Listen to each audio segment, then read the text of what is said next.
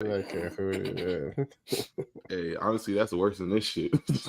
Yeah, yeah, right. yeah. Go ahead, CP. Oh, man. Yeah, we live. Go ahead, CP. Oh man, welcome to another episode of Africans Talk Football TV. Happy Solar Eclipse Day, everybody. How y'all feeling today? Yeah, good man. Doing Solar all Eclipse was fire. I'm not gonna lie. Yeah, I don't know where everyone is in the world today who may be tapping in. Just want to say thanks again for joining us here on another episode of Africans Talk Football TV. But again, we hail in Ohio. I'm here in Cleveland, Ohio, and we got actually totality. We got 100% of the sun blocked by the moon on the solar eclipse. I'm not gonna lie, bro. That was one of the craziest, coolest, most fascinating like phenomena I've ever seen. I mean, it was Mm-hmm. 3:10. It was bright outside, and then by 3:15, it was like Dark dusk. It was like nighttime. It was the craziest thing I've ever seen. for Just 10 minutes. the progression. The street lights came on, and then it got dark, and then the street lights went off, and then it was bright again, like nothing ever happened. So that was pretty cool to see. Did you guys get to see the full totality where you were at? Not we didn't get to see the full thing. It was like 99% Okay. in New Albany, but if you went close to downtown area, yeah, you got 100%. Okay. Yeah, we saw Yeah. it outside of on the deck. We were looking at it with our glasses on. You know, safety first. Always.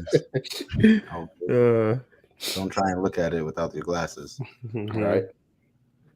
No, yeah, it was cool. It was crazy just because like with the glasses, you really couldn't see anything unless you looked Yeah. at the sun. Yeah. Like it was really pitch black. That was crazy. And it's like this little like thin film. It's like, how is it that dark? Mm. Yeah, man. Nature is crazy. How often do they say it happens?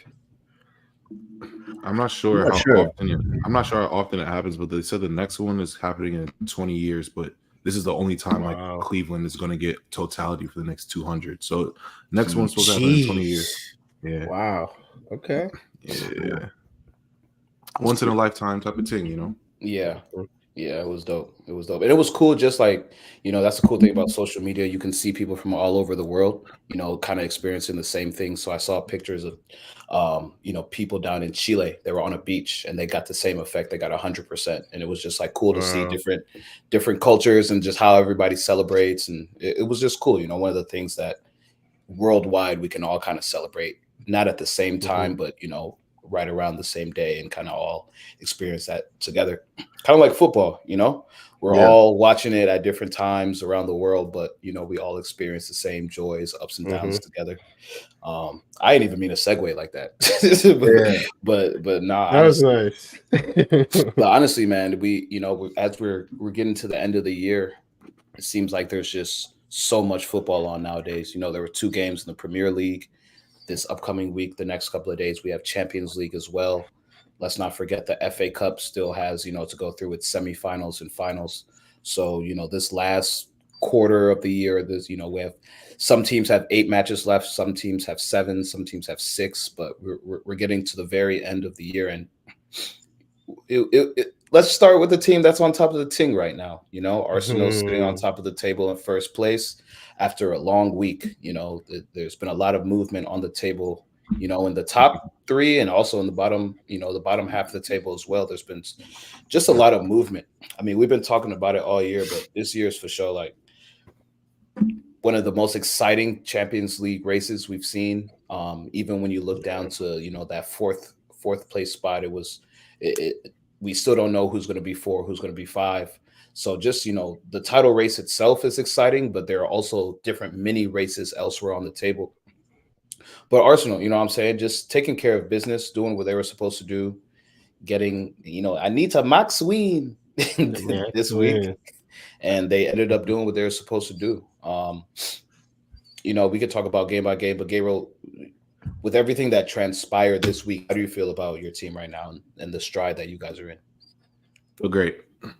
Feel amazing right now. Top of the table. 2 matches that I definitely thought were winnable. Because I mean, like Luton at home, I felt completely confident in that. Sorry about the -2.5, guys. I thought we're gonna score a little bit more, but clean sheet. Clean sheet, got the business done. And then Brighton away, if I'm being honest, this weekend I was like I wouldn't say I was like nervous, but I don't like Brighton away. Like it's definitely, MX Stadium is definitely a tough place to play, even though they haven't been in the best of form. But that's the type of team that any given day they can just decide to play their A game and play extremely well. So kind of to go into Brighton, take care of business. Another clean sheet. Yeah, it looked good. It felt good. Kai Havertz just continues to do well. It was great to see Trossard score against his old team. I don't know why there was so much beef and so many boos when he came on, but to shut up the crowd like that and I think that's why he celebrated that crazy. Yeah, you don't celebrate against your old team. And he didn't even and that's the thing, he didn't even celebrate crazy. It's just no arms out. But the boo was, I thought the boos were a little unwarranted, if I'm being honest. A little too loud. Yeah, a little too loud. Like this guy, every time he came to Arsenal, he scored against us. I think he had a hat trick against us once. So it's like I don't understand the beef and the boos, but it is what it is. You got smacked up at home, and I felt good about it. So right now, if I'm being completely honest, I feel like we're in a great spot. As we all know, we're top of the table with 7 matches left to go with all the teams in the race right now. That being said, is not guarantee that we'll finish first. We still have some tough matchups coming ahead, and some tough games, but I feel good, and the reason that I feel extremely good about this year and about where we're at is that defensively we're just way too sound. I mean, I wouldn't say we're Chelsea's Mourinho, no 15 goals in the season, but 24 goals scored against us through 31 matches. I mean, I don't even know what else you can really say. Like those are the numbers that win titles. These are things that win titles, getting clean sheets. Raya is 4 or 5 clean sheets above everyone else in the Premier League right now.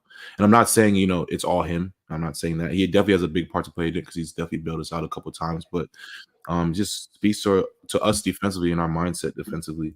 And, I think, we have the star power and we have the ability to get goals up top. I think we've proven that now, but also, if you don't get scored against, there's no way you can lose. It's just as simple as that. The worst you can do is draw. And we've proven time and time again, home and away, that we can go somewhere and not only score, but get a clean sheet. So that's what, kind of has me feeling great about us right now. And, I'm just happy that we're top of the table and, United did us a favor, honestly. So I think with that being said, I think we still have a big week coming up ahead of us, 2 big matches with Champions League, and we see, 5th place Villa this week too. So I think once again, 2 matches coming up. But right now I feel very, very good about where we're at. And this is the first time actually all season that we have 100% of the team in the team, first team training.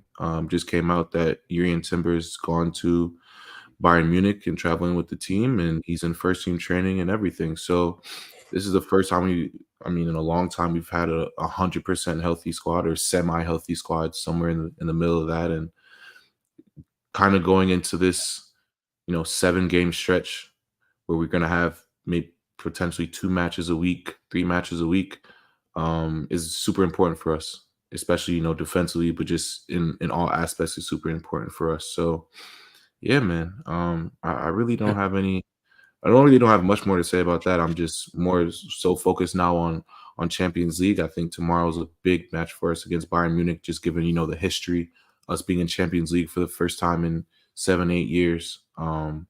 Everything that's going on with us in the league and everything. I think it's a super big match. So I'm really just looking forward towards that, and hopefully we can get a result at home. But yeah, man, I'm more than proud of my boys this week. 5 goals, 0 goals scored against, 6 points. I mean, you really can't ask for much more. So I'm all good. So I know you're very confident in your team, but are there any concerns? Because we're coming down to the wire in the Champions League, coming down to the wire in the Premier League. We've said this a couple of times, in the past few years, but last year City pulled it off. They got their Prem, FA Cup and Champions League. Do you think you guys are still realistically fighting for both Champions League and Premier League? Absolutely, because I think we have to. We haven't won one competition ever, and the other competition we haven't won in over 20 years. So for me, we have a fully fit team. But as per the reports coming from Arsenal's camp, from Highbury, we have a fully fit team. We're playing some of the best football we've played in a little bit. We're looking good. Like, we passed the eye test. So for me, yeah, it's realistically we can fight for both. And I think it all starts tomorrow. I think we have the squad depth now. Before, you could say, we might have to pick one, or either guys out, injured, this and the third. But we're almost at. I think we're at 100% health.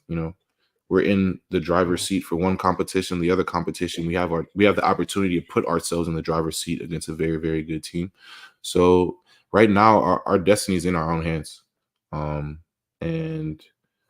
it's just a matter of week by week if we can take care of business or not. So yeah, no, I think we realistically are fine for both right now. All right.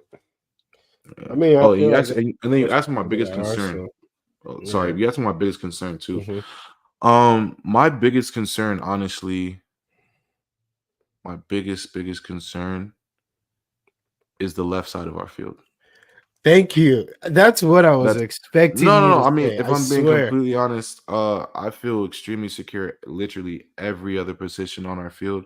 The only position I don't feel secure at is our left back, our left back role. And the only reason I don't feel like I don't feel secure is one, Zinni just defensively is just. What happened It's to just him, man? it's not even. It's just defensively, you can't be that much of a liability. So even last match when we played Brighton, as soon as he came on, the first half. Did you see some of the things he was doing? But the thing is,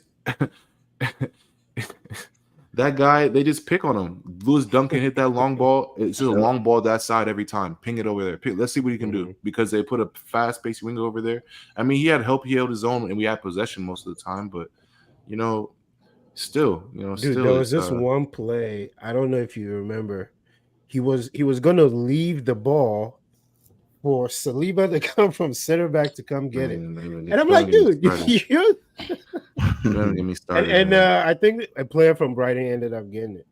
Yeah, it's that's really only my concern. It's not even just Zinni. Kivior, don't get twisted. Kivior has been great. I think he's been filled in great for us. But Kivior, I've seen him get beat badly, and he doesn't have the pace to stay up with keep pace with these wingers that we're going to end up seeing like this week or tomorrow, and some wingers in the league. So this is where Tomiyasu's great.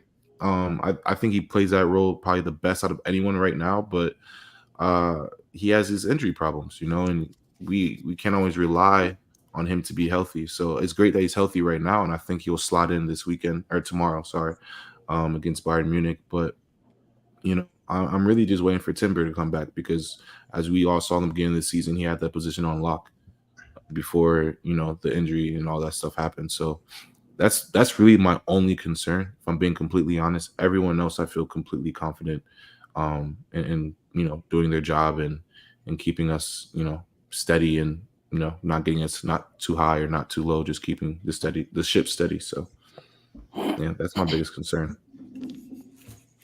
We're gonna do this. Yes, for sure. We're gonna do this. Yeah, man. I'm telling you, there's not really much to even say about my team right now. Everybody could say whatever they want to say, but I mean, we keep shutting you guys up. The results speak for themselves. You can't score against us. How are you going to beat us? I'm going to continue to say that. I'm either going to have a long summer, or I'm going to have a good summer. Listen, you have to score on us to beat us, and you can't do that. But I will say one thing before I get off my team, and kind of about this. Or maybe I should save it for the title race when we talk about United Liverpool. But there's one thing. Mike, one other thing that scares me about this season. And I was actually talking to Tottenham. Salam. No, I was actually talking to Salam about this this past weekend. I feel like every team in the race right now has only 3 more points to drop maximum in the league. And I say that because a loss would be bad enough. Like a loss would be bad enough. It'd be detrimental to the title race. But on top of that loss, if you get a draw, I think it's dead. I think you're done. I think you're out of the race. You know, the two teams or whatever will continue. So what kind of scares me is that, you know, with everyone's current schedules, I think we probably have the hardest schedule out of any of the teams. We still have to play Villa at home, United away, Spurs away. I think those are 3 really, really big matches. And I think other teams, Liverpool starts to see Villa away, which is big. I think they see Spurs as well. I'm not sure. So I know City has, you know, 1 or 2 matches that they're seeing, but you know, I just feel like, you know, each team has maximum 3 more points to drop. And you know, the after that, that's where it gets in detrimental territory. Like, okay, you know, it's I don't know about you anymore. So that's given that, and given the, you know, that we still have 3 big matches to play. And one is this weekend against, you know, the 5th ranked team in the Prem. You know, those are really my like concerns right now. Like those big matches on the schedule. Because we still have to go see United away, Spurs away. You know, those aren't easy at all. So yeah, no, I would say those are really my biggest concerns. But outside of that, you know, I have full confidence in my team. And it starts with, you know, my goalkeeper, my back line, and Declan Rice. You know, I feel very secure. We talk about the spine of the team all the time, and I feel great about the spine of my team. So, how you feel about Jesus? I mean, for me, Jesus is, for me, I mean, he's gonna go on the wing, so you might as well just get used to it now. Like this is where I'm at with him. I've kind of been at there with him for the past like year now, or at least after last season, because I knew that, you know, we're in line to go get a striker after we spend big money on Declan Rice. So, you know, for me, I'm happy that you can play on both wings, right or left, so you can support Saka, you can support Martinelli. But I think his 9 spot is done. I think him as Arsenal's number 9 is done. You know, we were in line for a striker. I've been hearing names all season. On top of that, I think Kai Havertz is playing the 9 role better than you right now in terms of just production, goal scoring, and goal scoring and production and assists. And not saying that he can't do those things, because Gabriel Jesus definitely adds a different element to our team, just how I feel like Partey adds a different element to our midfield. You know, Partey is a good drop of the shoulder, a turn that you weren't expecting, things of that sort. Gabriel Jesus is the same way, drop of the shoulders, turns, you know, tricks and things of that sort. But I mean, I see it every week. Too many touches, too many dribbles, not enough shots, not enough attempts, and not enough goals. Just simple. Yeah, it's just really. that simple. It's just that simple. And you know, I've seen Kai Havertz come in and he's just been scoring or assisting week in, week out. And even when he doesn't score an assist, you can feel his impact within the match. And I can't always say that for Gabriel Jesus. And also, you're not healthy all season. Every season you catch 2-3 months. He said he hasn't played. You see the Fabrizio tweet? He said, No. I haven't played healthy, and like I can't remember the last time I played healthy. Exactly. And it's like, so how can we rely on you to be one of the biggest clubs in the world and you be the starting 9? I'm sorry, I cannot rely on you like that. So, you know, I have no problems with Jesus. You know, I think he'll be a great player. I still think he's a great player for us, but I think come next season his role will significantly change. I think he'll be moved to the bench, if I'm being honest. I don't see him starting, especially if we get a 9. I don't see him starting over Martinelli. He's definitely not starting over Saka. So he's a better winger than he is a 9. I think so too. But then would you rather play him over Martinelli though? No. He that's the thing. Not. And that's where I'm at. I'm not putting him over Martinelli. Like Martinelli adds, a lot of players add different things, but Martinelli adds a completely different type of winger style. Just like the pace, the tricks on top of that. And Martinelli is one of one of the few players on our team, and I'll credit Cornelius to this as well because he always talks about this. If you give Martinelli open space and it's defenders running side by side with him, he's one of our only players outside of Saka sometimes to literally cut in front of the defender, so he either is getting fouled or he gets a shot. I don't see anyone else on our team doing that. Trossard, prime example. Trossard, when we played, what was that match? Was it City? When we played City the other day, and it was our one big break of the game, and he had the opportunity to sprint, go ahead of the defender, or play the ball across. He didn't angle. He didn't do either of them. Right. He didn't do either of them, and it was one dude's kind of to a bad touch, but Martinelli is one of those players who get in front of the defender. So either foul me and get a red or a PK, or let me play this ball across, or let me finish the ball myself. And I feel like that, in and of itself, it just gives him the spot because we don't have another player that really does that. So, I don't see him starting for us next year, given that Martinelli and Saka stay. I don't see him starting. I see him coming off the bench and still providing good minutes, giving good minutes in Champions League. And I'm sure he'll still start some matches in the Prem, we will have to rotate guys. Injuries happen, things happen. But as much as a great player that you are and how much you helped us last season, is reached this point now that isn't it crazy? We're a growing football club. We're growing now. The team have outgrown him in a year. And we have to. There are levels to this, right? There are tiers to this. So if we want to be in this tier one of the Bayern Munichs, the Real Madrids, the cities, all these guys, you have to have guys that produce at tier one level. There's no, I'll say this all season. There is no reason that my starting center back should have more goals than my supposedly starting striker. There's absolutely no reason for that. I'm sorry. There's no reason. It should never be that way a day in your life. If Thiago Silva has more goals than Nicholas Jackson or whoever, it's a problem. Last season. Yeah, it's a problem. Exactly. That's why it was a problem. I forgot we finished eighth or something last season. So it's like it's a problem. We can't continue to have that problem if we want to be up here. If we want to be right here or tier 3, sure. But if we want to be playing at the highest levels, playing in Champions League, competing in Champions League, trying to fight for Champions League titles, we need production at all facets. And it can't just be production, holding up the ball, this and that. We need stats. I need the stats to prove me otherwise. And I just haven't had that. So mad love to him. I don't want to sell him. I don't want to get rid of him. I think he has a great morale to the team, but it's kind of crazy how two City guys come in favor, and in about a year and a half, 2 years, these two guys might be on the bench together. It's just, one is for sure.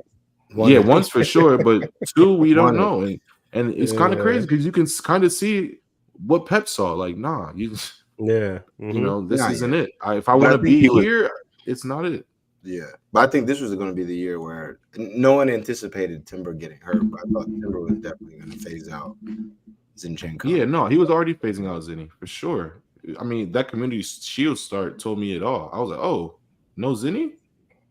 I see your spot got taken quick. One season is done. So, I think Arteta has seen what Pep has previously saw, and then just day in day out. And I feel like Arteta's also grown, and through we don't talk about it enough, but I feel like he's grown through losing last year, bottling it last year, whatever you want to say, up until this year. There's some things now that Arteta's not putting up with anymore. He's like, no. As soon as I see the first glimpse of this, we're changing it. So, yeah, man, I like what I see, and I think there are more good things to come ahead. Definitely. Yeah, it's crazy. You said something like, when you started talking about Gabriel Jesus, you're talking about he can't be the guy on one of the biggest clubs in the world, and under my breath, I kind of laughed, to scoff at it, but the reality is Arsenal has now reemerged as one of the bigger clubs in the world. They are now deep into the Champions League.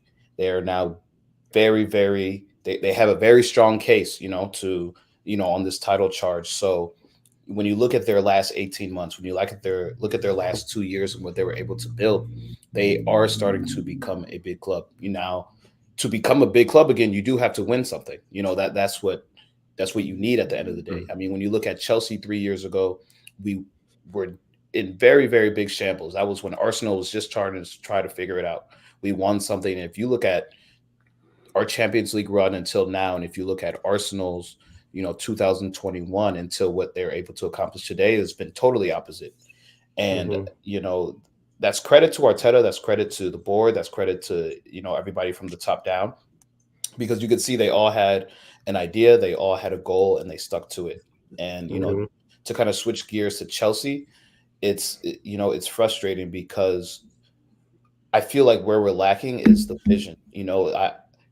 I don't know what you think, Mike, but from our coach to our board to who we're hiring to just some of the smaller things, I think we're taking steps in the right direction, but everybody isn't on the same. Everybody isn't thinking the same. That's from an outsider, from a fan, from somebody who's loved this club for 20 years now. That's just kind of how I see it, because when you look at what we were able to do midweek against United, one of those games that from top to bottom, it was just an exciting game. And like Salam said last week, we hadn't beaten United since 2017. So for us, this was a statement game. It had been 6-7 years since we beaten United. And Crazy. For us to carry that momentum and then not be able to get it done over the weekend to a team who is struggling, bro, at the very, very bottom of the table. And that's where I think the frustration, at least for me, comes in. And I feel like a lot of Chelsea fans feel exactly the same way because, again, I'll talk about it. When you look at our record this year against the top four, the top six teams, the Uniteds, the Cities, the Liverpools, the Tottenhams, we've done decently well. And you would think that would give us momentum to carry into, the rest of our games when we have such a big high, when we, have a game that goes into the 112th minute. Cole Palmer is getting his first hat trick. You think that momentum would follow us into the weekend and we would be able to get a result, even though it's an away, and away matches can be tricky, even to, the bottom team in the league. But that's the frustration with me and Chelsea. Yeah. I mean, we could talk about specifics if we want to, but I think overall this year, Chelsea fans have just wanted some sort of consistency. And I think that comes down to Pochettino, because I just read something today that was talking about before the match, the team themselves had they had a powwow between themselves, and they went up to Pochettino and said, "Hey, we need Thiago starting today." Thiago Silva wasn't originally on that starting 11. The team went up to him and said, "Hey, we need Thiago to start today." And that's the only reason he started against United. Otherwise, he wouldn't have been in. And so there are things like that. And, when we are up 2-1, taking off Cole Palmer, in the last few minutes against a team where we should, take care of business. There's certain decisions that Pochettino makes that now have me wondering if he should be our manager. But again, because our team isn't the Chelsea that I'm used to, it's hard to say whether it's the manager or sometimes if it's the players. But I think the consistency is what's frustrating us as Chelsea fans the most. And the fact that we can't pinpoint if it's Pochettino's fault or if it's the players' fault. We don't know what the issue is. So I don't know how you feel, but that's just kind of how I felt, this last week. No, I think you're right. I think it all comes down to, I think we've said it before, the players are the reflection of the manager. So what the guys do on the field is pretty much, the vibe they're getting from their coach. I mean, 8 games now that we were leading by a goal or two, and we've lost or tied. We blew all leads pretty much. And I don't think that's flying in a club locker room. It's not flying in a Pep locker room. It's not even flying at Teta's locker room. Nope. No, let's be for real. I'm sorry. I get it, but I think it's Pep. I see the vision. I see the idea. Some of these guys are good, but the consistency is not there. And that's where the issue is. Because if you're going to be playing for a club like this, that's the pressure for playing for a club like that. It's a pressure for playing for United, Arsenal, City. These teams, Liverpool, every day you are expected to win, even though you're not going to win every game. That's the delusion with these teams. Fans come in expecting you to win. But reality is you're going to win some, you're going to lose some. But all we ask is that when we step on the field, there should be significant difference in class. Because guess what? We have more money spent and invested in these guys. And then we come here, and then it's like we played down to our competition every time. I mean, Sheffield, it was embarrassing. Like, I don't know if you're there yet. I watch these games and I just laugh because even if we're up, I'm not confident. I'm like, I'm just waiting for for the bullshit to happen. Like, I'm not confident we're gonna even lock it up. Even 2-1, I was just like, We have I to be wasn't up by, confident. we have to be up by 3 goals, and there have to be less than 30 minutes left for me to feel Yeah. any sort of confidence. Because I've seen us blow 3-1 leads, 3-0 leads. I've seen teams Yeah. come back from 2 down, 3 down against us. Yeah. So for me, And Mike, at home too. That's the at thing. home, And at Yeah. home. and that's the worst part against Luton's. You remember? Let's not forget what Luton did to us earlier this year. So Yeah. it's like teams like Facts. that. When I see that It's early in the crazy. year, and then I see that in week 30, I just know that there is no improvement. And that's where I look at the manager and I'm like, okay, so it's okay if we get that done in week 9, week 10, week 11. Obviously, this is a new team. Everyone's young. This is the second, third month, but we're in the last 6, 7, 8 games of the year, and we're still Yeah. having the same issues that we had in week 9, week 10. Thank you. And that's my issue. Just like Gable Mhm. said, this is the first time that we're starting to get more consistency because players are becoming healthy. I know we still Mhm. have our injury issues, Yeah. but we're starting to see a more solid 11. We're starting to kind of see who Pochettino likes as that starting Right. 11. You're We're right. starting to see Mhm. players kind of get more comfortable in their roles as they get more starts. Mudryk, Mhm. as much as he's erratic on the pitch, we're starting to see him gain a little bit more confidence on the pitch. Confidence, yeah. We're starting to see Madueke, who couldn't find the pitch the first half of the season, come in and score goals. So we're starting to see, bits and pieces of our team get better, but then we'll beat United midweek and then we'll lose to a bottom table, a bottom 3 team Mhm. over the weekend. And, Can't that's have that. the issue with me. Can't Yeah. have that. It's Yeah. I think the issue is like as a individually you see some improvement, but Mhm. collectively there's Mhm. no improvement. Yes. And that's the Yes, issue. agreed. Like you can't have individual improvement and not have collective improvement, because then Mhm. collective improvement is really that all that matters. You know what I mean? Mhm. Not all that matters, Yeah. obviously, but it's the driving force between the points, Mhm. between those draws and between those wins. And I think you're right, bro. You Yeah. can't see things, week 7 and see it week 27. I lose my mind. it's- I literally yeah. lose my mind. You Mhm. know what I mean? I Mhm. feel you 100%. Yeah. And it does come down to the manager. I think it wholeheartedly Yeah. comes down to the It manager, does. because you've seen players get better. We've seen Mhm. Mudryk get so much better. I actually Mhm. started calling him by his name. You feel me? Like we've Mhm. seen him get better.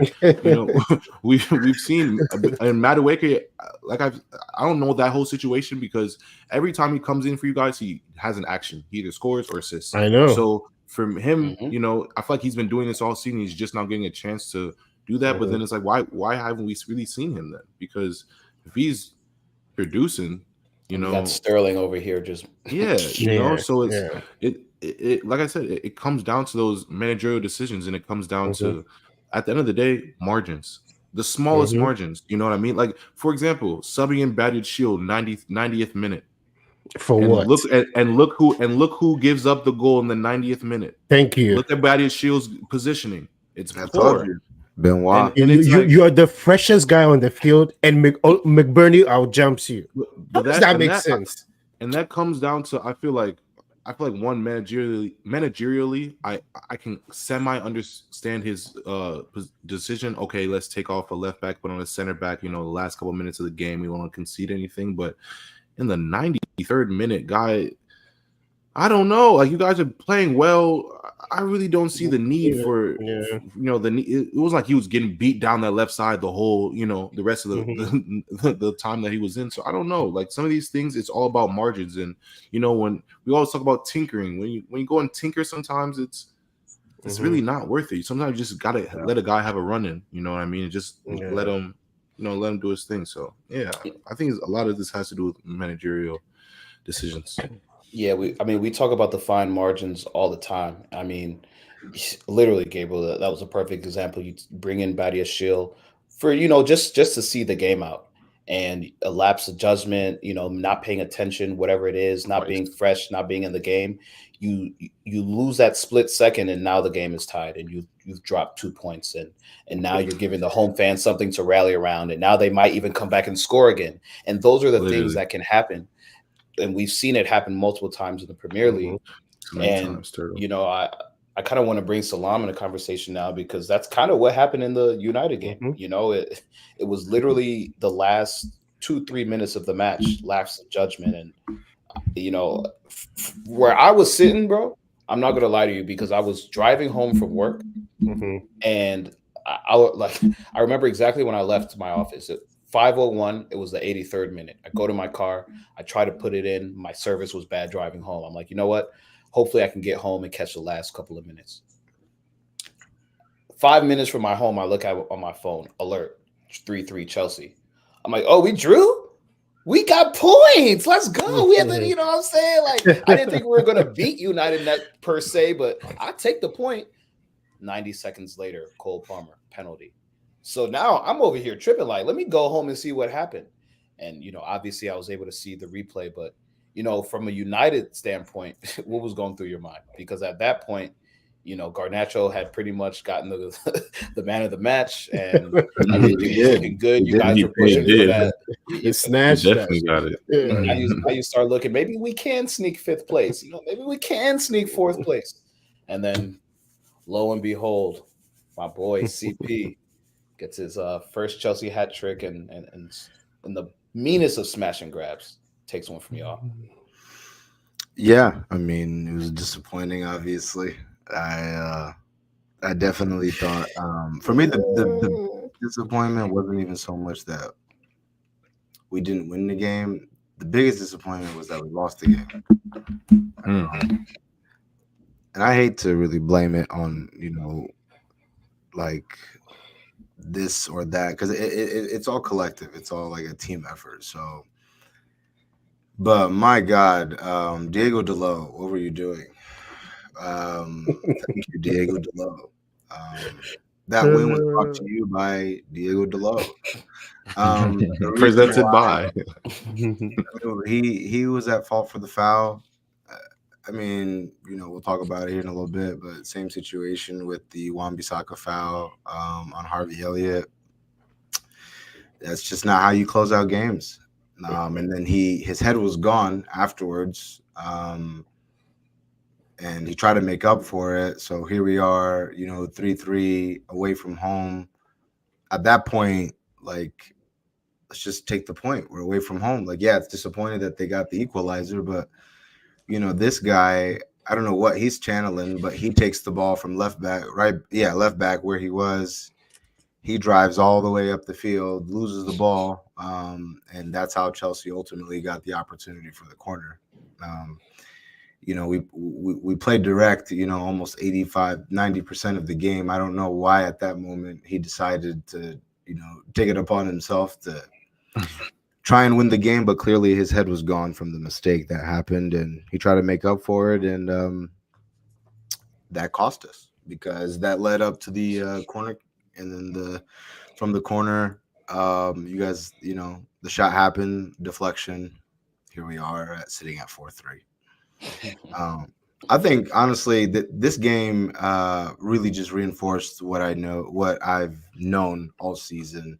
And that's Ten Hag that isn't the problem. These players are just absolutely just not capable to represent a club at this stature. And it's tough to say that because, you know, obviously we've fallen, you know, a very far away from, you know, what United was traditionally used to back in the back in the 2000s, because the 2010s hasn't been so good to us. But can I ask you this before you move on? You said it's obvious that it's the players. You think you guys' inability to keep goals out is really the players? Yeah, 100%.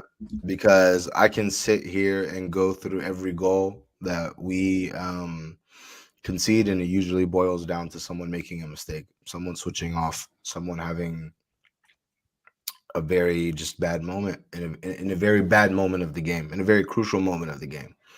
And that's what it is. The look at the Wan-Bissaka foul. That's not on coaching. Yeah. Look at the Diego Dalot foul. Like, that's not coaching. Even the Anthony one too. Anthony Yeah. one's bad too, you know. Yeah. Yeah, and then it's just kind of like, I don't understand. Like, he can only do so much. He can only be held responsible for so much. I think that. I think honestly, a lot of people don't give him the credit he deserves because he's working with a bunch of players that.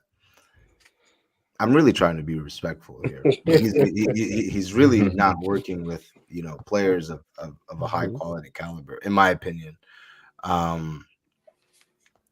Yeah, and that's just what it comes down to. I think that he makes it work with what he has. I mean, when you look at the Liverpool game, everyone has injuries, but I mean, we started, Harry Maguire and Willie Kambowala, which I thought he did, decent for for a young kid to come in a game like that. Like I thought that he played well, but I mean we're making it work. He's making it work with what he has. The Liverpool game was also disappointing. I'm just glad that we didn't lose the game. But again, like when you look at the first goal was very good. I would have to say great assist from Darwin Nunez and then Luis Diaz to finish that goal to get them up 1-0 was a great goal. I thought Bruno's goal was great. Full of confidence, and it's crazy because he hasn't really had the best season, but in that moment, yeah. I don't know what he channeled, but it went in. And then I honestly, before you talk about it, I do want to say shout out Bruno, man, because I think this is one of his better games all season. I mean, it's tough that you guys didn't get the win, but I think he understood like the gravity of this game. I think Ten Hag was pushing for, possibly top 4, top 5 for sure. And I don't know this, like in the past couple of weeks, you've been kind of, I wouldn't say hard, but you've been critical on him of just not being there. And for this to be one of your bigger games, I think he actually was one of the standouts. Yeah, definitely one of his better games. But I mean, it's just this guy's our captain, and it's just kind of like, we need you to kind of step up in different ways, even if you're not really contributing on the stat sheet. I just feel like, as a leader, there's a lot that you can bring to the table. And I feel as if we don't get that all the time from Bruno. But I mean, that's fair. For Bruno's goal, like we can't even celebrate a moment like that. That's a great goal. I mean, like we can't ever celebrate like moments where someone, like when someone is going through like a rough patch and they score and it's like, okay, great. You know what I'm saying? Like there's some momentum. We'll throw it away. We'll throw it away. And it's just like Kobbie Mainoo, what can I say? Fantastic turn, shot on goal, great goal. He's honestly, the youngsters are the only ones that really give me like hope and optimism about this club, because everybody else, I'm kind of over them, honestly. But for me, I think from now until the end of the season, I've said this before, it's just more of, I hope these guys from Ineos are watching. I think that, what they'll notice from watching all of our games is that there's a pattern of inconsistency, not being able to close out games. A lot of these guys are very, emotionally driven on and off the field. We got some players that can't even be asked to run around. And it's tough. And I hope that they're able to come in and, get some of these players out, because I believe that we do have a bright future. Guys like Mainoo, guys like Garnacho, guys like Højlund, even Kambowala. Like, you know what I'm saying? Like, he looked good, man. He looks solid. Yeah. Besides the mistake, he looks solid. Yeah, he looks solid. Yeah. So, I mean, for me, I think it's just all about the youth. Hopefully these guys are seeing what's going on. And honestly, I don't think that it's really that difficult of a decision. If they say that they have the power that they have, and if everything is just pure football, then I think that the changes that need to be happening this summer are very obvious. So for me, I'm kind of calm about it. Now, when we get to the summer, and if they're not making the necessary changes, the Glazers got one over on us again. Yeah. I mean, even looking back at like the Chelsea match, like, bro, the last goal that you gave up, like, yeah, it's just it's actually like heartbreaking, like because there's no reason that your whole team has watched Cole Palmer ball out all day. Yeah. You let this guy receive the ball off a corner at the top of your right, 18 yards out pretty much. No one and let 10 yards radius around him completely and just say, go ahead and have a shot. I think you're right. You can't coach certain things like that. Like that's just a complete lapse in judgment on the field. Coaching you can't tell your players like, oh, you can't be with them on the pitch. You know what I mean? Players have to have the awareness and the ability to recognize certain situations and understand moments. You know what I mean? And you're lucky sitting on enough a hat trick, last play of the game. Yeah. He's lucky enough to be top of the box. Yeah, right. You're lucky enough to just be tied up, like, all right, fine, let's take the point. But then when you, on top of that, when you let a guy get a whole opportunity at the last kick of the game, you can't coach that, man. You can't coach that. That's strictly just players. And I agree, man. Some things are uncoachable, man. Yeah. But I mean, I think it's just very simple what needs to be done. I think the guys that are watching this, they just have to they just got to cleanse the squad, get some of these guys out of here, and get new guys that actually have, potential, desire, and character. Because, we don't even get that from some guys that come from the academy, which is sad. No, I mean, I know it's frustrating for you just because it seems like year after year it's the same thing. But as bad as you guys are, I mean, you're still not that bad. 6. You know what I'm saying? Like you're not where we are. It could be worse. At the end of the day, it really could be worse. But I know where you're coming from because I feel the same frustrations. But on the bright side, you guys do have a young core of attackers. You do have a Kobe Mainu in the middle. You do have a Kambwala. So there are bright spots to your team. And I feel like if these guys do come in and, chop half the squad and start new, next year could be a whole different, it could be a whole different outlook for y'all. Yeah, but that's why, I think, I kind of disagree. I think that, we're in totally different spots, because you guys have the youth there. I think your guys' problem is that you guys are too young. You're trying to develop that, that experience. You're trying to understand what it means to compete. Whereas we still have guys can you imagine if you still had like Willian still on your team? Could you imagine if you still had I don't know. Give me a name of some Pedro. Now, Azpilicueta still even if we had a Ross Barkley you or still got Gary Lofton. Cahill. You still have you know what I'm saying? That's if I still had Ceballos, I don't know what I do. Yeah, if I looked at you, Gabriel, and was like, oh my god, you still have I don't know, Coquelin, Francis Coquelin, Coquelin, Koscielny. It's kind of no Koscielny slander.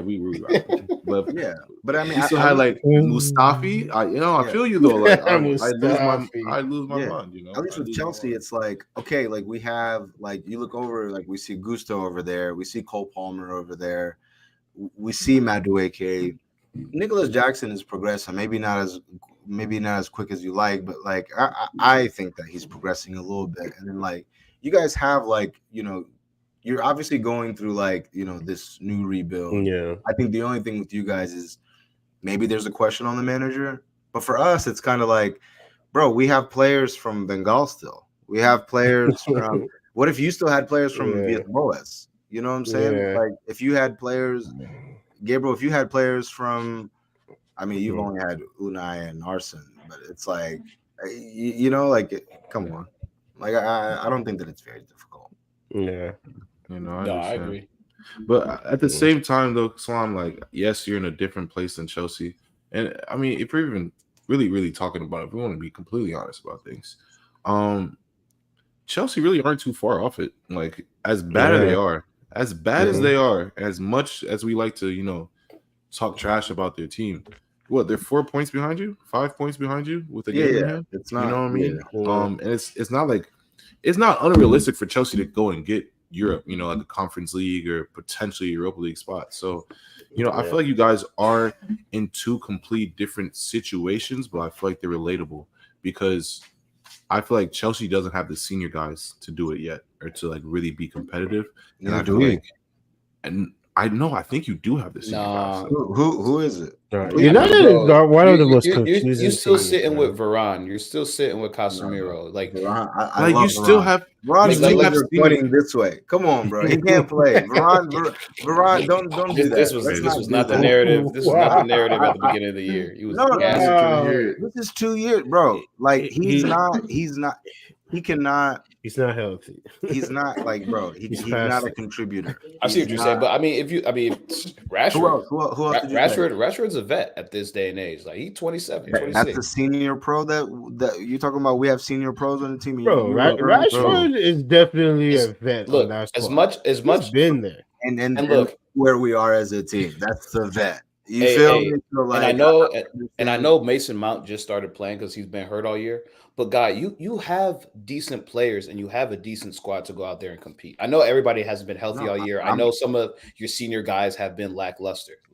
We know that is a fact. But at the end of the day, this on paper, this United team can compete with anyone in the top four. We've seen it. So I understand what you're saying. I think the youth that you guys have is good, but I think that your senior players just need to be more consistent. Your Brunos, your Rashfords, your Casemiros. Exactly. He can't get a red card and then be out and then get hurt and then be out and then, come back and not have to. Casemiro's been out, but you're asking me to depend on the first two people that you named. You said Varane and Casemiro are clearly past their prime. I love them as players. But you brought them in within the last Fantastic. couple of years to be those solid guys as vets. Okay, so maybe they're past it. All right, so let's go a step down. Who's next? Now we're looking at the almost 30-years-olds, the Rashfords. He's 26, 27. Okay, let's stop there. We're looking at the Wan-Bissakas. Is that a senior pro we can rely on right now?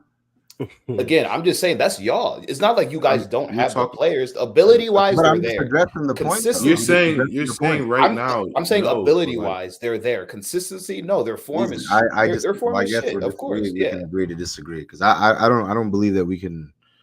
I don't believe that we can rely on some of these senior pros. I think a lot of the reason why we are here is because of the senior pros. 100%. You can say that. You say that. You can say Because something. none of my 100%. senior pros would go start over the senior pros on the other better teams in the league. You can't tell me that. You cannot tell me Yes, that. some players would start, bro. You're Who? getting it twisted. Some players would start, bro. Who- I take who- one. Bro, I take Wan-Bissaka on my left side in a heartbeat. Stop it, Yeah, on the left side. You're taking a right back and putting him on the left side. Okay, bro. but I I'm would do it in a I'm heartbeat. asking you. Over your right back, will you take him? Absolutely not. Okay, thank What? you. You're the best right back in the Are you league. taking Rashford off? Let's just name the senior guy. Let's not pick on the younger. We're top of the table though. We're not talking about me. We're not talking about me. We're not talking about me. Exactly, but I'm referring to the teams that are in the top of the table, the top 4 teams, though. Yes, Rashford is not as Bruno's not starting over Odegaard, and Rashford isn't starting over Martinelli. He's not starting over whoever the left winger is for Liverpool either. Yes. Maybe for Chelsea, but Chelsea you said was behind us, so that's why he would start for Chelsea. I mean, I hear you, but like I think you're also I feel like you're at this point because you've been stagnant for the past 3 years, regardless of whatever moves that you've made and whatever players that you've brought in. As a club, you've remained stagnant in terms of, I mean, you can go from goals to points to everything. It's been completely stagnant. And that's why I can understand your frustration. But let's not get it twisted. Like, bro, we've seen Rashford go and do services. We've seen a lot of these Brunos. We've seen Varanes. Like, yes, they might be out of their prime, but as senior players, we've seen them go and do it at the highest of levels. So that's why I'm sitting here saying, with your pros and your young players, yes, you should be able. That's why you're in the position you are in now. And whether you want to say it or not, you're in 6th with -1 goal differential, bro. Like you're defying the odds at all things possible. And the fact that you're still 6th and you're still can somewhat fight for a Europa League spot, or let's say Villa or Tottenham or Villa whatever, Spurs, lose some points, you can potentially go get a top 4 spot, bro. Like, I understand your frustration, but you're not in the worst place possible. Like you're really not. I feel like in the league there's like 3 tiers of teams right now. You have like the top 3, and then you have the 4, 5, and then you have like 6 through 9, which are all on like 40 points. Lowest is like 41 points. And like, yes, that's a tier that you're in right now, but one, you're leading that tier, and you have the players to produce results. Now, yes, those players have to go produce the results, but you're acting as if like these are just nothing, like we just can't work with them. Like you have something to work with, combined with the players, the senior players that you have, along with the youth players, you have something to work with. But I feel like as a club, you just been stagnant, and I feel like it's been players at the time, and I feel like it's been coaching at the times too. Like I feel like nothing hasn't really like synced in yet. I feel like it's still to kind of like conclude, like what's the player? What's the problem now? Is it the players or is it the coach? I mean, no, I think moments like these, bro, it's players. You can't coach. Like, I think your players haven't been performing to the level and the standard that they need to be. I agree with that. But then also I would say at certain points, Ten Hag hasn't been there either, and his decisions have been bad. And we've seen it. You come on the pod and clearly question it, like, he didn't need to do this. I didn't like the lineup, this and that, and the third. When potentially your team could have been in a good run of form, or they could have been performing well. They could have gotten that momentum. I feel like Ten Hag has also messed with that rhythm a little bit this season. But I'm not really putting this on Ten Hag. Like, I'm putting a lot of this more on your players. But you have the players to go and compete, and let's not get it twisted, bro. Like, you don't have to. Yes, you need to gut this team from players, but you're acting like you need. I mean, yes, you need to get rid of some players. Like, yes, 100%. Just based on your roster, like you still have Phil Jones and stuff like that. But yes, you do need to go and release some of these players. But core players, but I'm saying core players, like core team, you really don't need that much. Like, let's be completely honest. Yeah, you're a few players away. Like, come on. And that's that. Let me cut you off. I was trying to cut you off, and that's the mentality, though, Mike. You're only a few players. That's the thing. Like this isn't a project of like, we just need to add, just a few more pieces and then we'll be right there. When you look at the way that we play, you look at the way that we play is like a bottom table team. We don't like, we have, you can't even tell me, like, if you were to ask me like Arsenal style play, I could tell you. And I'm not even trying to get into like this whole like debate about like styles of play or whatever, because you're telling me that like you're a few players away, but we haven't been able to develop an identity or a pattern of play because of the players that we have. We've seen what we can do with the players that we have. The only reason I think one of you guys just said you're in a position right now because of who? It's because of the younger players. I don't think that it's because of the senior players. I can credit where we've been the past 5 years. Younger, more. 100%. Because even like we can't play that way. We're in awe of Kobe Mainoo because he's like this guy who's like technically sound. The reason why he looks so crazy again is because everybody else isn't. Yeah, like, it's not. But, you guys are telling me that like. I think it's the point though. Like, bro, if you that's no wait, hold on. This is my point though. When I say you only need a couple players, right? Yeah. You have Højlund, he's your 9. We talk about the spine all the time. Højlund, he's your 9. Bruno, as much as you want to talk about him, bro, he's a solid 10. Like, let's just be honest. He's a solid 10.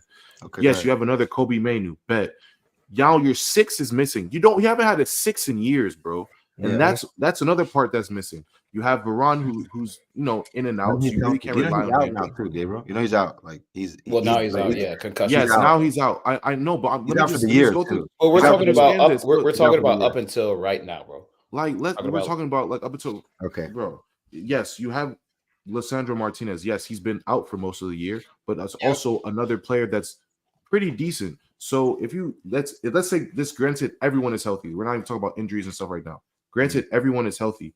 The spine of your team with Højlund, Bruno, you need a 6. That's the problem. Varane isn't reliable because he gets injured and things of that sort. Lisandro, you just brought him in. Your spine looks good. Onana, you just brought him in. Now, Onana hasn't looked the greatest this year, but we all know Onana hasn't been consistent, so we can see what he can and can't do. On your left-hand side, you can either put Delo, or when he's healthy, you need to look for another option. That's another spot, or Luke Shaw. And then on the right-hand side, you have Delo, which I think Delo is a fine right back. Don't get it twisted. Yes, he makes some mistakes. But I think Delo's a proper right back. And then you have what's the name? Wan-Bissaka defensively to back him up. On the top right, you have Anthony, who I don't think he's really panned out, but that's another probably. And you have Garnacho. Sorry, but you have Garnacho. So Garnacho, Rashford. So Garnacho, Anthony on the right hand side, which is Garnacho's been one of the young players for you. Anthony, he needs to find his footing. Rashford, who hasn't been the greatest this year, and then whoever else inside Garnacho, whoever else they decide to play. So, and after talking about all 11 players, bro, you probably need a left back, a 6 for sure, a winger, and a center back. Those are 4 players. That's one window. And a striker. What do you mean, a striker? We need another striker? Yeah, Haaland is the only striker. Oh, shoot. My fault. Okay, we have my 2 fault. at least. Like, my fault. I honestly, yeah, you're right. Yeah, honestly, I didn't even think about who Rashford plays up there Rash, sometimes. but nah, he's not a team. Exactly. So you need 5. I believe personally. Talking about your starting lineup. I believe you need 5 players. Okay, that's half of a lineup. Now you have Mason Mount coming off on the bench whenever he gets healthy and things of that sort. So like you have senior guys, but you also like you're not really that far away. You're one window away, for being honest. You really won't. I guess we'll see. We'll see. And like out of the guys that we just named, like it's not like these players can't go and do a service and perform. You have players, bro. You have players. I mean, I'm just looking at you guys last year. Last year you guys finished 3rd place, behind City and Arsenal. Again, over Newcastle, over Liverpool, over Brighton, over Villa. And then if you look at this year, the teams that are in front of you that are different are Tottenham and Villa. So it's not like you guys are that far off. You guys are still like kind of like what Gabriel said. If you're not in the top 3, you're in that second tier. You guys are always going to be in that 3 through 6 range. Now, that 3 through 6 depends on how many ties versus L's that you guys get. If you look at last year, I think you guys only had like 4 or 5 draws. What do you have? You had 6 draws, 9 losses. This year, that's where the difference is. You guys have 4 draws and 12 losses. So the margin that we talked about earlier are just those couple of draws. Now, if you could figure out how to take 12 draws and make that into or 12 L's and make that into 10 losses and maybe have 2 more wins, you guys are right back up into that top 4 spot. So I understand what you're saying, but where we're trying to argue against you is, look, you guys for the last 2 years have been in the top 4, if not right under there.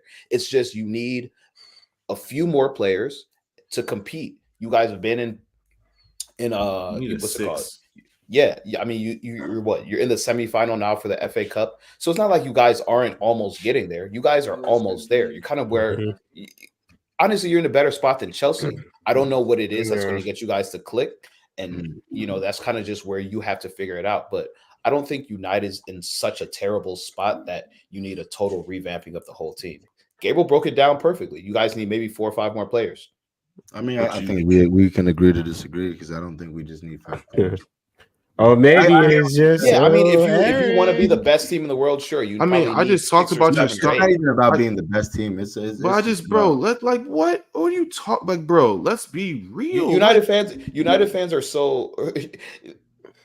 They think 2007 was the standard for what their team should be forever, and obviously that was 2 decades ago. Things changed, so now you have to revamp your team to realize like where you are now and what you need to get back to where you want to be. Because that's where Chelsea is. I know where we were 3 years ago. And even 3 years ago, I didn't think we were good. I wanted to go back to in the mid 2010s. But I see where we are now and I see where we need to go. And as long as we can build on that starting this year and next year, then I'll be satisfied. I think your frustration comes because you've kind of been in this limbo since Ole left and you haven't been able to figure it out. And even when Ole was here, I've figured it out. I figured it out. I'm saying you're like United as a whole. I'm not saying you. You do the same thing over and over again with the same results. If I have a team that I'm coaching and I keep wondering, why is it every year that I come back in 5th place? Every year. Why am I always at 5th? Why am I always at 6th? I know last year you mentioned 3rd. Okay. Like I don't know. For me, I think it's very simple, man. I think I feel you, but bro, like I can understand that because some of the starters that you have maybe shouldn't be starting. Like we have McTominay come in and start sometimes. if McTominay is any of our starting 6, like, yes, we're going to be upset. That's why you go and need a 6. But him coming off the bench is a service. Like, you acting like these guys are so terrible. Like, if you have if you have a Delo who isn't the best right back, but then you have Wan-Bissaka as well. You know, like Wan-Bissaka can come in and do a service, whatever the case may be. Like, you have guys that can do a service. Now, your starting guys, yes, some of them do need to change, but all the guys that are starting right now, even if they're in their team, that's pretty much what we did. That's literally what we just did. We had guys that were starting that could not start anymore, and we were like, you can do us a service, you can help us out, you can get us over the hump sometimes, but you can't be a starter on this team. It's just that simple. And some of the guys you have right now, yes, they cannot be starters. They shouldn't be. You can't have Antony starting every game. I'm sorry, right now, no. But for him off the bench, him coming and getting form out of nowhere, maybe 5-6 games, that's gonna do you a service, bro. And like the players, you have the players to do it, but you need to add a couple more. So some of the guys that are starting right now aren't starting, and you can only have to rely on them for maybe 17 Prem games, 16 Prem games. The rest of the 20 plus are meant for those starters that the 4 or 5 guys I'm talking about that you're going to bring in. But you're acting like you're going to bring in a Winger, Rashford's just not going to start. Like, stop it, bro. Like, it's not going to happen. Like, you want to say, I don't want to see McTominay. We don't want to see McTominay either, but has he done you a service? Yes. He scored goals this season. Yes. So that off the bench is always a boost. Like, Antony, has he been great all season? No, he has less than 5 GA. But off the bench, if you have someone who's starting in that role all the time, crazy. I mean, it's the truth. But then if he comes in, it is. It just the truth. Are you sound nuts? Are you listening? He said he got less than 5 GA, but he didn't even think about it. He's like, I said he has less. He said he has less than 5 GA, but if these guys who aren't deserving to be your starters right now, they catch form when they get a guy in front of them. It lights a fire, bro. And I've seen it with my team. I literally seen it with my team. I've seen Musafis be like, I have this every week, so I'm okay. I've seen Kolosianacs every week, bro. Like, I understand your pain, but bro, I need a couple more top tier players to come in so some of these guys can get the fire lit. I swear, that's really what it is. And you can say that's not what needs to happen. We need 10 new guys. These guys, like, you can say that, but you see mentalities changes. You see mentality change when you go get another winger and Rashford, you might they'll phase themselves out. You want to play? Yeah, you'll take them. Like, you need players that will push them like that. We've had players that will push our players. In Chelsea, I'm their young team, but they also have players who all of them are young. They want to get a bag. They want to prove themselves. So they're going to push each other. Like, they're not great right now, and they have a lot of flaws, but you can see that mentality of that. And I think that's a mentality that's what you need right now. So you can disagree, bro. But hey, man, what happens after you get the bag, and then how are you? You got to cross. I'm not. That's between you and Rashford. Yeah, I'm not even. And Starboy. This is what I'm going to say. Nobody's saying it, but these are the same niggas Ole was getting top 4 with. They told me Ole was never lied. Nah, I always told you guys, man, during COVID. I said, like, sustainable. Ole, like, we are set back by so much because of Ole. And this is what I predicted though too, because a lot of the people who were celebrated by him, it's like you think in your head like you're here when actually, we play like a championship side. You know what I'm saying? Like, and it's crazy, and people wonder why. And it's like, you can't go to the, I don't know. You can't bro. You say it's like a championship side, bro. Stop, dude. That's just emotion, bro. Stop it. I'm trying to tell you, man. I'm trying to tell you. This isn't even like emotion. This is we tied Liverpool. I'm happy about the Liverpool draw, by the way, because Klopp now. What championship tide is coming in and drawing Liverpool, Salam? Answer your own question, please. Please tell me what championship tide is coming in. The best Leicester City Gabriel, is not drawing Liverpool, off of bro. Just like one result, Gabriel. We're the same team who tied this, and then we'll go lose until Coventry next week. What are you talking about? You act as if like we can develop some sort of. Are you kidding? I've seen this for years. I've told you. Remember years ago with Jose, we beat Manchester City. We stopped Manchester City from winning the title, and then the following Sunday, what do? We lost to West Brom, the team who got relegated that year. Come on, man. Miss me with that. I don't buy that. This Liverpool draw. You think this Liverpool draw is what is getting me excited? No, but I'm saying, bro, you can obviously go there and do it. You have the players to go and do it. You sound like me 3 years ago when I was like, oh, you're laughing at me because like, oh, you think my team 2 years ago can go and do this and beat these teams and this and the third. You're delusional, but it's like, no, I've seen these players go and do it, so why won't they go and do it? So then, it's what a matter of it's a couple of things. It's a couple of things. It's coaching, it's coaching, and it's the players that you bring in. Because guess what? After that, guess what happened after that? After 2 seasons ago, when you guys were laughing at me and this and the third. What happened the next season? We brought in 2 players where we desperately needed them. They changed the mentality of our team. And they changed things, and guess what happened? We ended up second, and we almost won the league.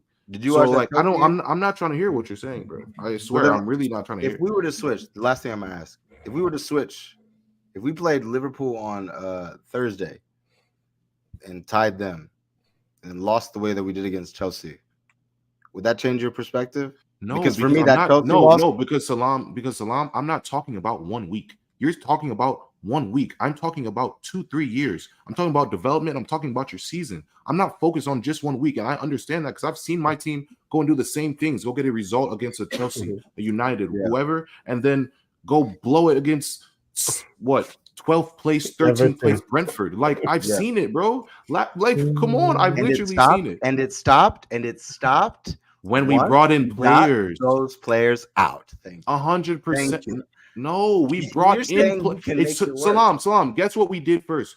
We didn't get anyone out, bro. We still have El Neni, so stop. We still have Cedric Soares, No. So stop it, bro. We brought players in first. We didn't get rid of anyone until we brought players in, and then the players that we brought in, integrated with the squad that we already have, got us to the point where we are now. But you're just talking about, oh, we need 10 new. Like, no, you don't. Maybe over 3 windows. But no, you don't need 10 new. Who is still there? Besides Odegaard, besides Saka, who? Because your back line is damn near brand new. You have a new goalie. You have Declan Rice. Odegaard was still there. Kai Havertz is new. Saka was there. I'm not Salam. You're talking about a season when we're once again we're in a race. I'm talking about the 2 seasons before that got us to this point. That got us to this point, bro. Last season we still had a lot of bums on our team, but they did us a service, bro. Because you bring in the new guys and integrate it with the old guys, it does something. I'm telling you, but you have to bring in new guys first. You're talking about, we have to go on a rapid sale. Like, no, you don't have to go on a rapid sale first. Go buy 4 new players. Go buy 4 new players where you need them. Okay, then that's when the transformation starts. When those 4 players come in and you start to, okay, we can drop this player from here. He doesn't need to start anymore. He can sub in because we know he can play here. But he's not going to start anymore. Okay, bet. Now you learn the Prem a little bit. Cool. Boom. We're going to put you here. You're going to start here because you've been doing us a service. Once you do that, the other guys, that's when they'll taper themselves off. You can't tell the guy to taper themselves off when they're starting every week. There's no competition behind them. You can't tell them they're not going to taper off. For me, the change starts. This is the last thing I'm going to say. Sorry. For me, the change starts once you change the culture. And in order to change the culture, you got to get some of these players out of here. Because the senior players are the ones that the younger players are looking up to and set the culture for the team. So until that happens, we're just going to continue fighting for. I mean, So to the end with that, you talk about a few different things because the culture is set by the top. You know what I'm saying? So you can't just the players. Yes. The player culture. Sure. The player culture, okay, sure. So we can even do that. You still need to have them understand what the culture is. That doesn't just happen over a summer. That doesn't just happen over, a few months. That just like what Gabriel said, you need to bring new guys in, learn the culture, and the new guys will phase out.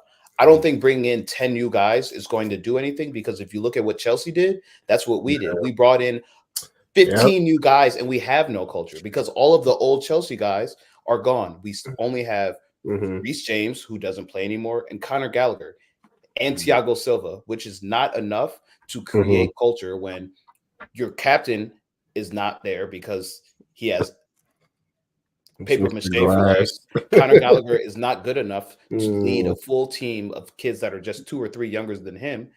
and Thiago Silva can't speak English. So now you're looking at, Chilwell, who also isn't on the pitch a lot, and Conor Gallagher and Reece James to be the glue. That's not enough.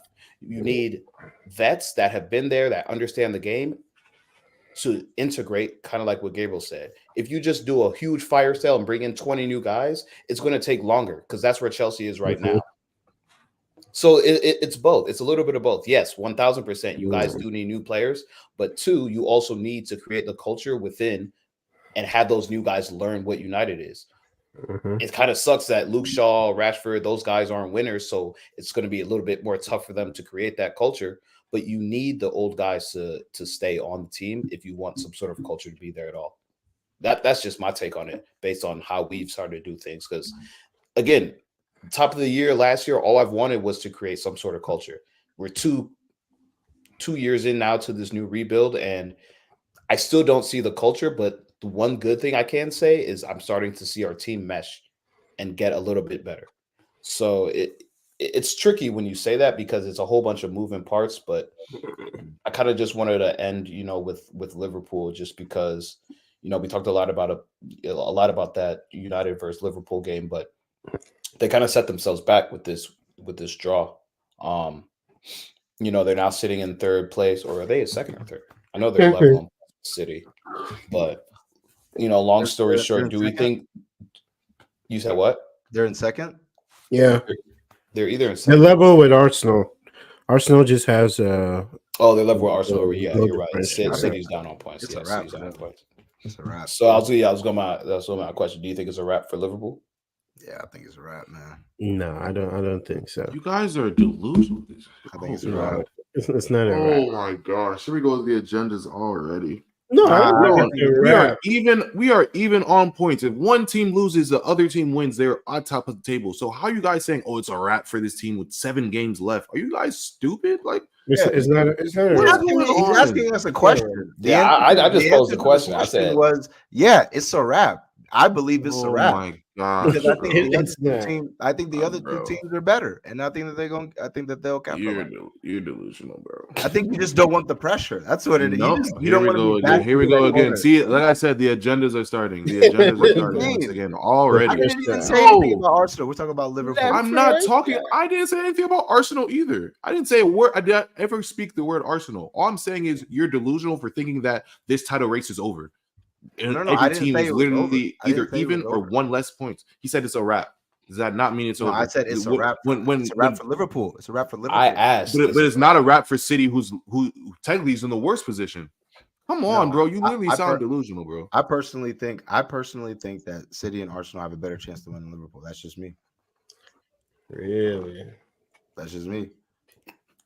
I think City is first of all, City has been there and done that, and I think that Arsenal right now are the most complete team, and everybody is almost like firing. There's really not that many I would say places where they have like that many holes. That's crazy. I said that like a month ago, Salam. You said they weren't, but that's Nah, okay. Narratives can change. I mean, we got it on wax. No, We learned. got it on learned. wax. It's We okay. learned. It's just We funny hearing learned. you say that. We learned. We learned. I'm just saying, if Liverpool, you know what I'm saying, like, I don't know. If Liverpool, we saw Liverpool on Sunday. I just me personally, I don't think that the title race is a wrap. We're talking, this is a Liverpool segment. I think it's a wrap for Liverpool Football Club. In the Premier League, Europa League, they're in it. You're literally delusional. No, I think if you're looking at Liverpool's schedule, I mean, they have one of the easier schedules. Fulham, Everton, West Ham. All right, Tottenham, we'll see at the Villa. end. I mean, Yeah. they have a pretty good chance.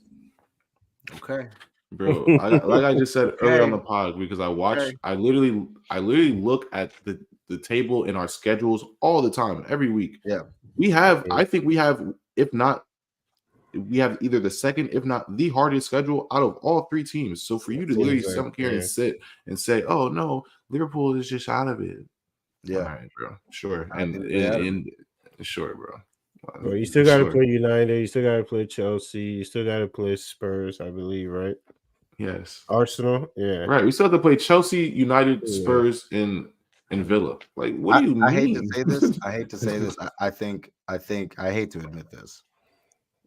I don't think that United can beat Arsenal. I know for a fact we can beat Liverpool. I know for a fact we can beat Liverpool. Arsenal, I don't know. No, that's funny. Yeah. City, I know we can't beat. Uh, No, Arsenal, I don't think we can beat it. Liverpool, nah. No. You talking about? all right, Champions League, man. Yeah. Let's switch gears to Champions League. We Got some crazy, yo. it's Real the Madrid and semifinals. City. Semifinals. Hey, it's another wrap. Another wrap. Here we go. It's a wrap. It's a wrap. Sorry. One of Burrito wrap or Hold chicken on, wrap? I will say, So- in one of the fixtures, I won't say. We'll go through them. In one of the fixtures, I'll say the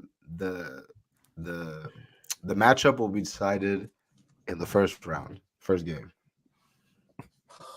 All right, One of so on tomorrow we got Arsenal versus Bayern Munich, and we got Real Madrid versus City. In It's the one of first those leg, games. Arsenal will be at home against Bayern, and Madrid will be at home against City. So what y'all thinking? How you? Well, let's talk to the Arsenal man. How you think it's gonna shake up? Tomorrow at the Emirates. 3-1. You said what? 3-1. 3-1. My point exactly. Kane. I think Kane will get his annual one. My point exactly. Thank you. But Wrap. I think it'll be 3-1 Arsenal. Yeah, I think it'll come down to what Arsenal is able to do in Germany. If they go to Germany and they hold, that's it. But the I first don't see them losing this game tomorrow though. I don't see Arsenal losing And this what do game. we know about my team? My team holds out goals. Yeah. We don't concede a lot of goals. So Yeah. honestly, like we could win 2-0 at the Emirates. I think we can do that. But I just know that Kane just always scores against us. This is just history. Like history tends to repeat itself. If a guy has scored 17 times out of 19 times against a team, chances are he's probably gonna do it again. Yeah. So I can see it happening now. That's why I give us 3-1. But I don't know. I think we'll be all right. This game will be decided tomorrow. Yeah, I got Arsenal. I can see it. I can see Yeah, it. this will be I mean, decided tomorrow. I watched Bayern this past weekend. I don't see them pulling off an upset. Good luck to Harry versus Saliba and Gabriel. Yeah, good luck. Oh, good luck to him. I'm very excited for the matchup. I can't wait to see that guy. I got Arsenal too. It's crazy because Bayern just not the same Bayern anymore this year. At least this year, 16 points back on the table. Tuchel last week said the year's over. Have you seen him? He had like a white gray beard. He look old, man. Look at He stress. looked crazy. Stress. Yeah, no, man. That's stress, man. He went back home. He thought it'd be all bratwurst and bratwurst and Prost. Yeah. They got him drinking something. But yeah, second game we have Madrid versus City at the Bernabeu. I don't know. I got Madrid, man. With no Kyle Walker, I feel like that outside right back. Right back. Somebody's gonna have a long day. Whoever. Tell Manuel to warm up.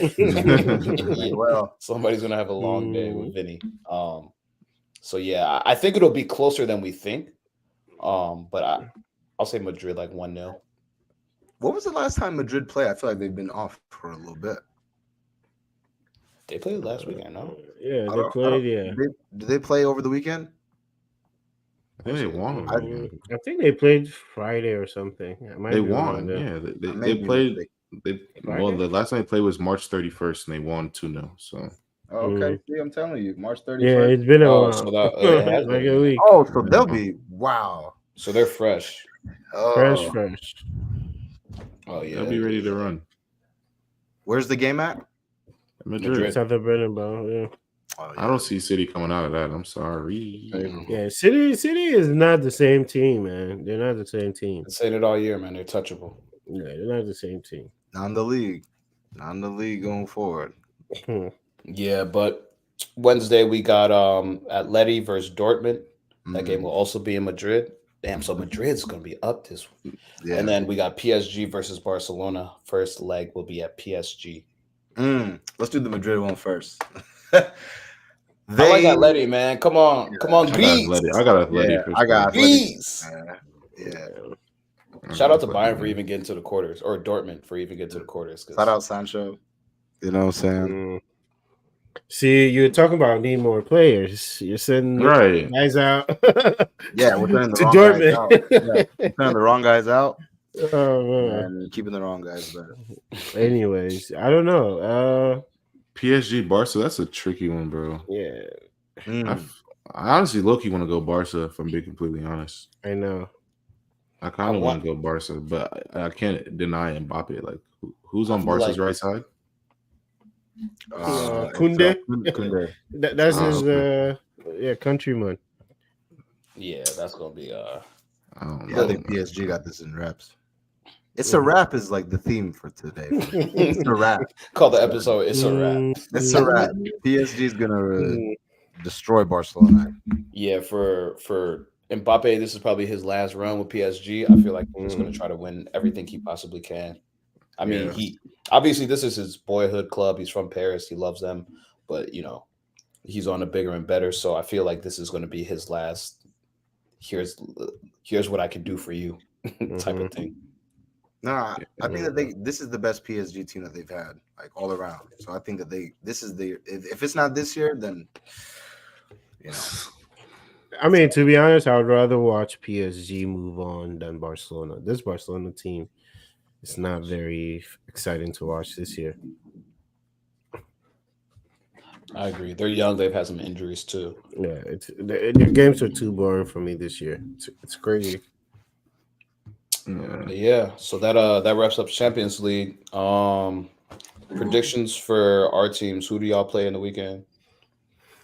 Play Villa 2-0. Get out of there. I don't want to see Zinni even sniff. I don't even want him to warm up. Because after what I've seen Leon Bailey do him to the beginning of the season, I don't even want to see that guy warm up. Give me, I don't know. Give me, I need Kivio over there this weekend. I need Saliba to be on backup. But yeah, Villa at home 2-0. We see Everton. Oh, go ahead. No, go ahead. My bad. No, we're Monday, so you can go. Okay. Yeah, we play Bournemouth away from home. I think that this game will be challenging. We've played the lowest three teams in the league and struggled with all three. So Triple homicide.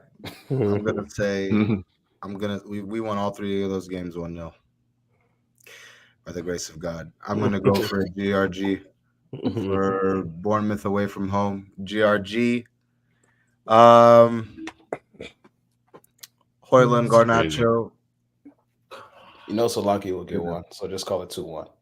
Yeah, bro. No, exactly. We'll give up one, but 2-1. Hoyland Garnacho will get right away from home. We see Everton, I think, at home. Monday, yeah, at home.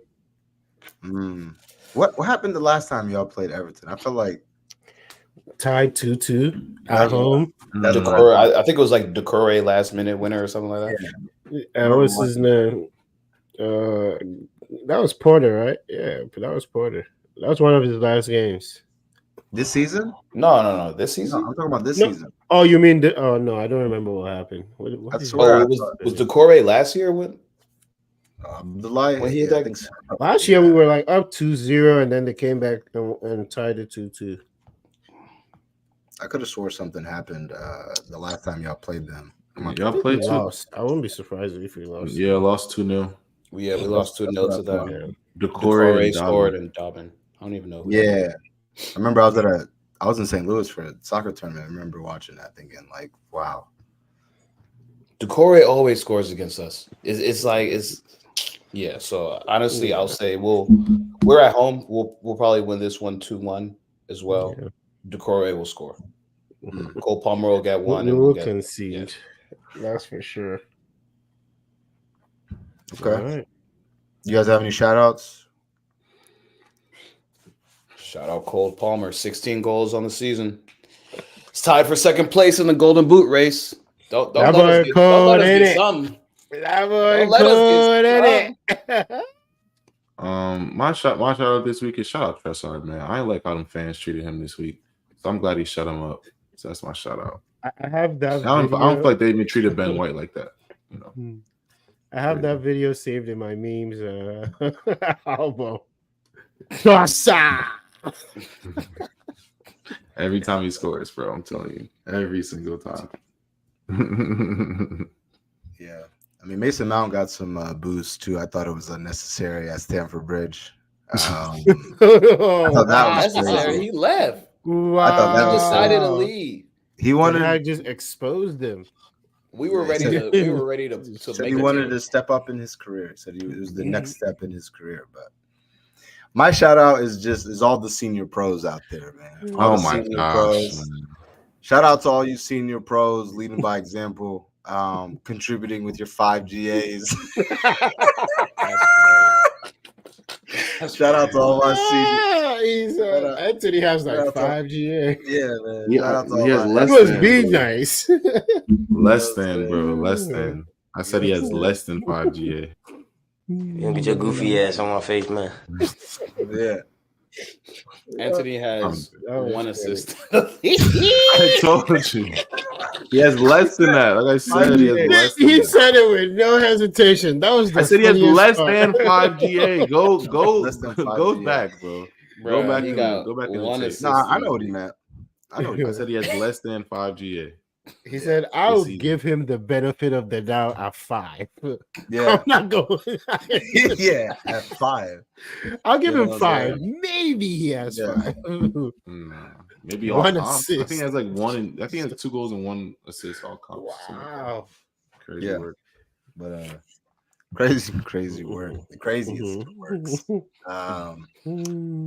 But yeah, that's a wrap. Appreciate everybody for tuning in.